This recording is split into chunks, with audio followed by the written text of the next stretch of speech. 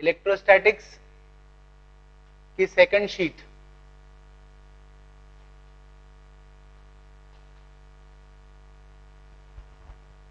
इसका डिस्कशन करेंगे, जो भी डाउट हो एक एक करके पूछ लो, शॉर्ट आंसर टाइप में। ठीक है, क्वेश्चन नंबर 1 हो गया। Question number 2, is there any lower limit to the electric force between two particles placed at separation 1 centimetre. दो चार्ज पार्टिकल्स हैं, 1 सेंटीमीटर की डिस्टेंस पे रखे हैं, उनके बीच में लगने वाला फोर्स की कोई लोअर लिमिट हो सकती है क्या? डेफिनेटली, चार्ज जितना कम होगा उतना कम फोर्स होगा। और मिनिमम चार्ज क्या हो सकता है किसी भी चार्ज? ई, इलेक्ट्रॉनिक चार्ज। इससे कम चार्ज नहीं हो सकता है। तो आप दोनों चार्ज की वैल्यू ई रखो और फोर्स निकालो, that is minimum force between them. ठीक है, ये था क्वेश्चन नंबर 2। ठीक है, तो चार्ज की वैल्यू ई रखोगे तो मिनिमम फोर्स मिलेगा। 2 के बाद 3, इसको देख ले हम। क्वेश्चन नंबर 3, दो पार्टिकल्स हैं, चार्ज पार्टिकल ए और बी। ठीक है, पार्टिकल ए को हमने स्लाइटली डिस्टर्ब कर दिया, ए को स्लाइटली डिस्प्लेस किया बी की तरफ, थोड़ा सा आगे बढ़ा दिया। ठीक है, तो डेफिनेटली बी पर फोर्स बढ़ जाएगा, बट क्या वो फोर्स तुरंत बढ़ जाएगा ये पूछा है। जैसे ही आपने ए को हटाया वैसे ही बी पर लगने वाला फोर्स बढ़ेगा, क्योंकि जो चार्ज पास में आ गए। तो क्या तुरंत फोर्स बढ़ जाएगा या कुछ समय के बाद बढ़ेगा? देखो, एक्चुअल में जब भी आप किसी चार्ज को डिस्प्लेस करते हो स्पेस में, स्पेस में जो इलेक्ट्रोमैग्नेटिक फील्ड होता है उसमें डिस्टरबेंस क्रिएट हो जाता है, और वो जो डिस्टरबेंस है वो लाइट की स्पीड से ट्रेवल करता है। मतलब आपने इसको डिस्प्लेस किया, ये मैसेज लाइट की स्पीड से ट्रेवल करेगा। तो डेफिनेटली लाइट की स्पीड भी इनफाइनाइट नहीं है, वो भी फाइनाइट है। तो कुछ समय लगेगा लाइट जो डिस्टरबेंस को यहां तक पहुंचने में। तो कुछ समय के बाद पता चलेगा बी को कि ये चार्ज डिस्प्लेस हो गया। फॉर एग्जाम्पल, अगर इनको एक चार्ज को ए को हम अर्थ पे रख लें और दूसरे को सन पे रख लें और ए को डिस्प्लेस करें, तो बी पर फोर्स बढ़ेगा, बट कितने मिनट के बाद? 8 मिनट के बाद बढ़ेगा, क्योंकि लाइट को सन से अर्थ या अर्थ से सन तक जाने में 8 मिनट लगते लगभग। ठीक है, तो याद रखना, जो चार्ज को डिस्प्लेस करोगे तो जो डिस्टरबेंस ट्रेवल करता है स्पेस में वो लाइट की स्पीड से ट्रेवल करता है। ठीक है, तो सडनली नहीं होता है ये। 3 के बाद 4th पूछा है, can a gravitational field be added vectorially to electric field? सीधी सी बात है, ये हम पढ़ते हैं, ये फिजिक्स का बेसिक प्रिंसिपल है कि आप दो क्वांटिटीज को अगर ऐड कर रहे हो तो दोनों क्वांटिटीज सेम कैरेक्टर की होनी चाहिए। ठीक है, अगर उनमें डिफरेंस है तो उस केस में आप ऐड नहीं कर सकते। फॉर एग्जांपल, फोर्स को आप मास से ऐड नहीं कर सकते, क्योंकि दोनों का कैरेक्टर ही डिफरेंट है। फोर्स को फोर्स के साथ ही ऐड कर सकते हो। तो ग्रेविटेशनल फील्ड और इलेक्ट्रिक फील्ड दोनों डायमेंशनली डिफरेंट क्वांटिटीज हैं, आप उनका सम नहीं कर सकते हो, उसका कोई मीनिंग नहीं रहेगा। ठीक है, 4th के आगे 5, why does a phonograph record attract dust particles just after it is cleaned? Phonograph record, ठीक है, जो पुराना रिकॉर्ड होता था जिसमें उसको प्ले करते थे, उस रिकॉर्ड को जब आप क्लीन करते हो तो उसके बाद भी उस पर डस्ट आ जाती है। तो सीधा सा कारण है कि जब आप उसको क्लीन करते हो बाय रबिंग, तो रब करने के कारण, फ्रिक्शन के कारण उस पर चार्ज आ जाएगा। ठीक है, और जो आसपास के डस्ट पार्टिकल्स हैं उनमें भी बहुत से चार्ज डस्ट पार्टिकल्स हैं, तो वो जाके अट्रैक्ट होंगे और उस पर चिपक जाएंगे। ठीक है, यही कारण होता है। कार को भी जब हम क्लीन करते हैं तब भी उस पर डस्ट चिपक जाता है, तो वहां भी कारण फ्रिक्शन ही है। ठीक है, फ्रिक्शन के कारण चार्ज होना।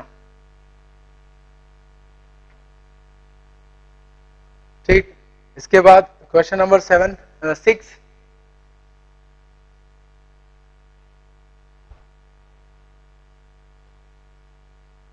Does the force on a charge due to another charge depend on the charges present nearby? ये एक चार्ज है Q1 और ये Q2, ठीक है। तो Q1 Q2 पर जो फोर्स लगाएगा, ये फोर्स क्या दूसरे आसपास प्रेजेंट चार्जेस पर डिपेंड करेगा? इसने इस पर जो फोर्स लगाया है ये आसपास के चार्जेस पर डिपेंड नहीं करेगा, बट इस पर लगने वाला रिजल्टेंट फोर्स डेफिनेटली आसपास के चार्जेस पर डिपेंड करेगा, ठीक है।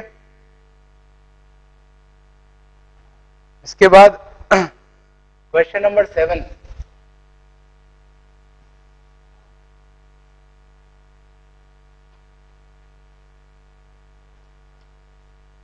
in some old text it is mentioned that 4 pi lines of force originate from each unit positive charge. Comment on the statement in the view of the fact that 4 pi is not an integer. देखो हमने पढ़ा था कि जो flux है, flux is equal to Q by epsilon naught, flux across closed surface, Gauss law. दूसरा एक और तरह से हमने इंटरप्रेट किया था कि जो फ्लक्स है that is proportional to number of lines crossing the surface, ठीक, समझना।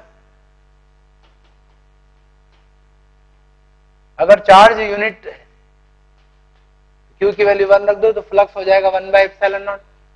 अब जो ओल्ड टेक्स्ट बुक है उसमें ऐसा यूनिट को वो फॉलो नहीं करते, जनरली इलेक्ट्रोस्टैटिक में सीजीएस सिस्टम फॉलो किया जाता था पहले। तो सीजीएस सिस्टम है 1 बाय 4 पाई एप्सिलॉन नॉट की वैल्यू होती है 1, इसलिए 1 बाय एप्सिलॉन नॉट की वैल्यू क्या होगी 4 पाई, तो उसकी जगह रख दो 4 पाई।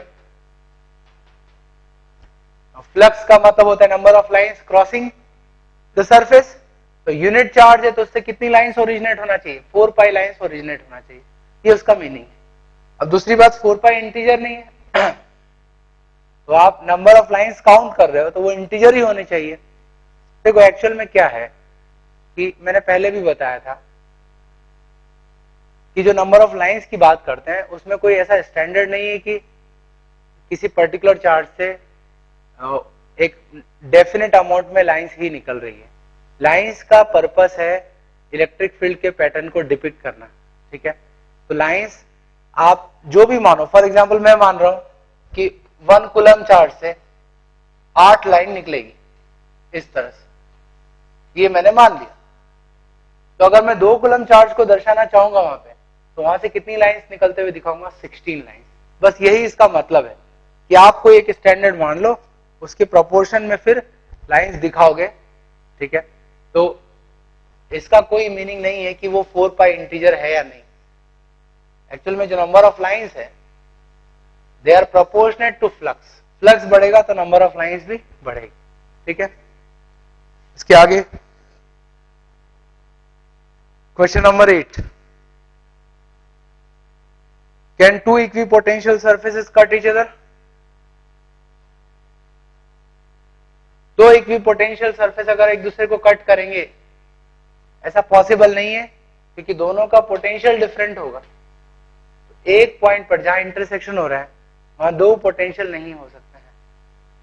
दूसरी बात, इलेक्ट्रिक फील्ड की डायरेक्शन पोटेंशियल के सरफेस के नॉर्मल होती है, तो यहां 2 नॉर्मल हो जाएंगे, तो 2 डायरेक्शन पॉसिबल नहीं है इलेक्ट्रिक फील्ड, ठीक है। सो इक्विपोटेंशियल सरफेसेस एक दूसरे को कट नहीं करते हैं। देन इसके आगे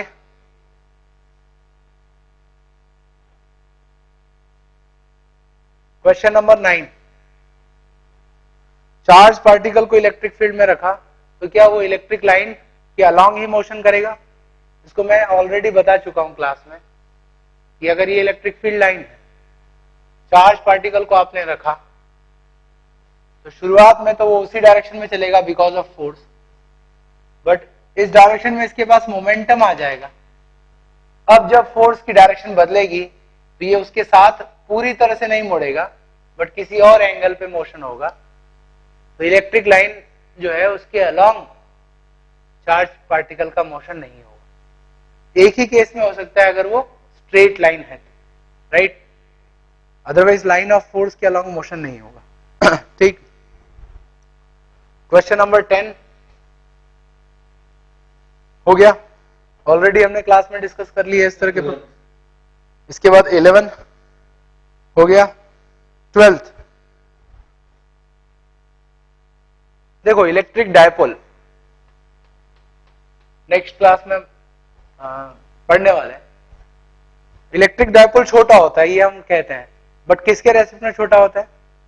इलेक्ट्रिक डायपोल की इलेक्ट्रिक फील्ड अगर आपको कहीं पॉइंट पे निकालनी है तो उसकी जो डिस्टेंस है उसके रेस्पेक्ट में इलेक्ट्रिक डायपोल का डायमेंशन छोटा होगा।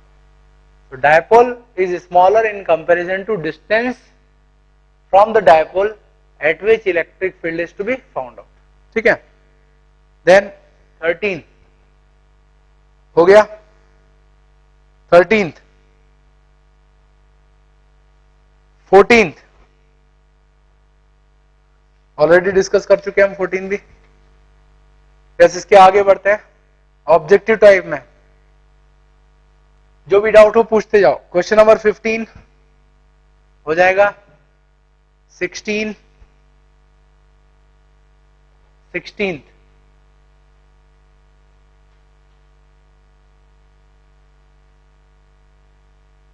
जब दो चार्जेस के बीच की सेपरेशन बढ़ाई जाती है तो वहां की इलेक्ट्रिक पोटेंशियल एनर्जी में कैसा चेंज आएगा?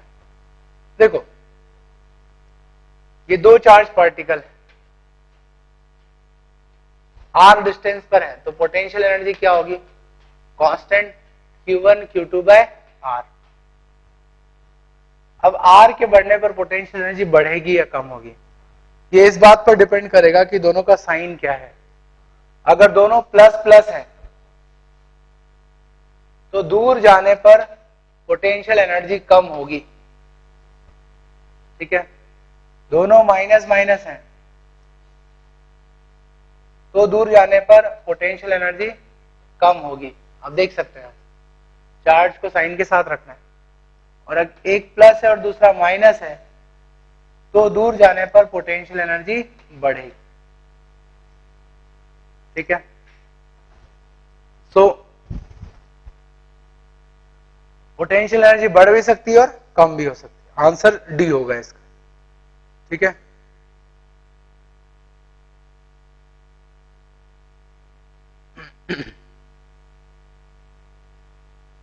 सिक्सटीन के बाद एक एक करके 17th हो गया,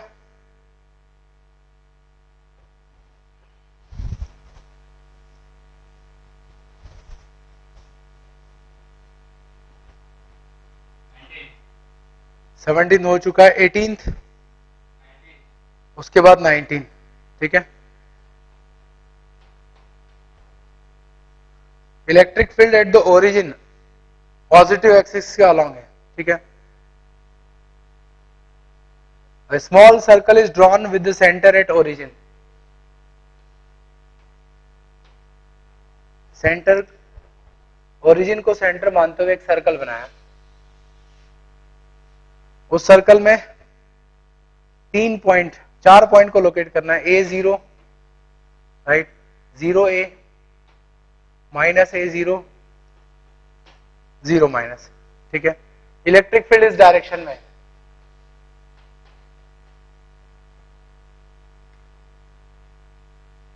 So out of the points on the periphery of circle the potential is minimum at। In 4 point में मिनिमम पोटेंशियल कहां पर होगा ये बताना है। देखो सीधा सा लॉजिक है, मैंने पढ़ाया था आपको, जब आप इलेक्ट्रिक फील्ड के अलोंग चलते हो तो पोटेंशियल कम होता है। तो इलेक्ट्रिक फील्ड के अलोंग जितना दूर जाओगे उतना कम पोटेंशियल हो जाएगा। तो सबसे दूर कौन सा पॉइंट है इलेक्ट्रिक फील्ड के अलोंग? वो है पॉइंट ए। तो यहां पर मिनिमम पोटेंशियल होगा। और मैक्सिमम पूछा है तो इलेक्ट्रिक फील्ड के अपोजिट मैक्सिमम डिस्टेंस पर मैक्सिमम पोटेंशियल होना चाहिए। ठीक है,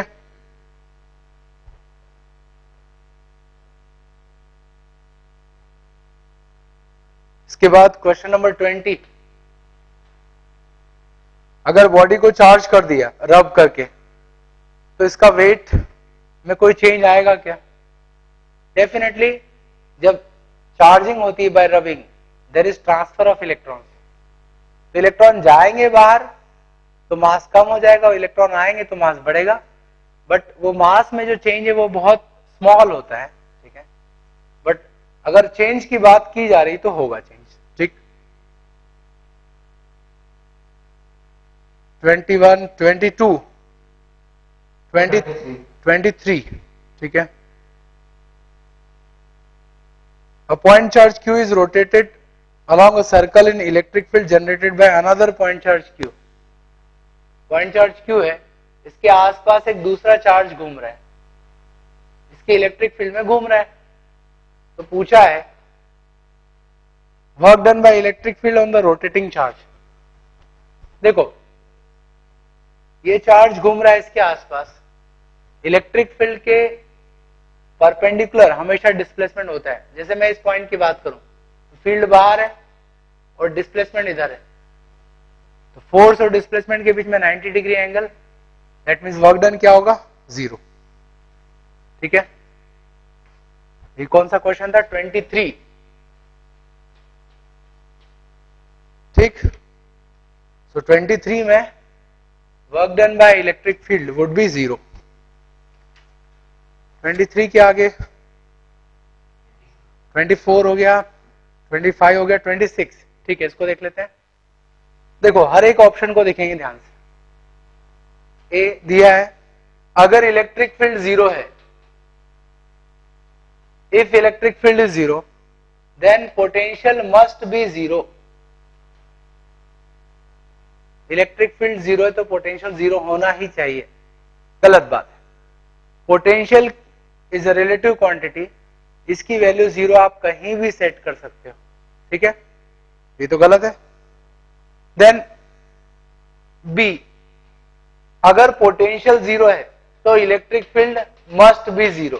फिर से वही बात हो गई, पोटेंशियल को आप 0 कहीं भी सेट कर सकते हो, इससे इलेक्ट्रिक फील्ड का कोई संबंध नहीं है, ठीक है, क्योंकि रिलेटिव क्वांटिटी। तीसरा, अगर इलेक्ट्रिक फील्ड 0 नहीं है तो पोटेंशियल जो है वो भी 0 नहीं हो सकता है। अगेन वही बात आ गई, पोटेंशियल को 0 आप कहीं भी सेट कर सकते हैं, ठीक है। और डी, अगर पोटेंशियल 0 नहीं है तो इलेक्ट्रिक फील्ड भी 0 नहीं हो सकता है। फिर से वही बात, पोटेंशियल को आप 0 कहीं भी सेट कर सकते हो, ठीक है। याद रखना ये बात, पोटेंशियल एक रिलेटिव क्वांटिटी है, इसका 0 कहीं भी सेट किया जा सकता है, बट पोटेंशियल डिफरेंस जो है वो उसकी वैल्यू एब्सोल्यूट है, वो तो उस सिस्टम पर डिपेंड करती है, ठीक है। 27, हाँ ये देख लेते हैं।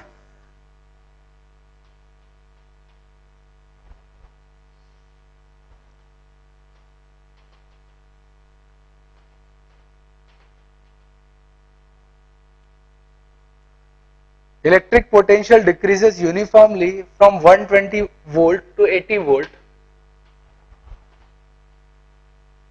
along x axis from x equal to -1 to x equal to +1। -1 से +1 की तरफ बढ़ोगे तो पोटेंशियल लगातार कम हो रहा है यूनिफॉर्म रेट से, तो इलेक्ट्रिक फील्ड क्या होनी चाहिए। देखो अगर हम x डायरेक्शन में जा रहे हैं तो हमें x डायरेक्शन के इलेक्ट्रिक फील्ड का जो कंपोनेंट है उसी पर कमेंट कर सकते हैं।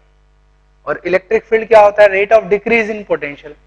तो x डायरेक्शन में जा रहे हो, x component of electric field is minus del v by del x, rate of decrease. Del v change कितना हुआ, -40 बाय वोल्ट, डिस्टेंस कितनी है 2 centimetre, so it is +20 volt per centimetre. तो एक बात तो तय है कि इलेक्ट्रिक फील्ड का x कंपोनेंट इसके बराबर होना चाहिए 20 वोल्ट पर सेंटीमीटर। y और z के बारे में हम कमेंट नहीं कर सकते। अब अगर y और z की वैल्यू 0 है, y और z कंपोनेंट, तो इलेक्ट्रिक फील्ड की वैल्यू 20 वोल्ट पर सेंटीमीटर हो जाएगी। और अगर वो नॉन जीरो है तो इलेक्ट्रिक फील्ड इससे ज्यादा होगा।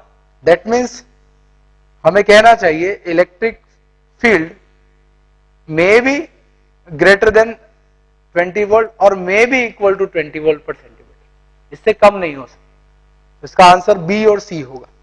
ठीक है, उसके आगे बोलो 28, 29, 30, आगे पढ़ेंगे हम डायपोल में उसको। ठीक है, 30, 31, 31,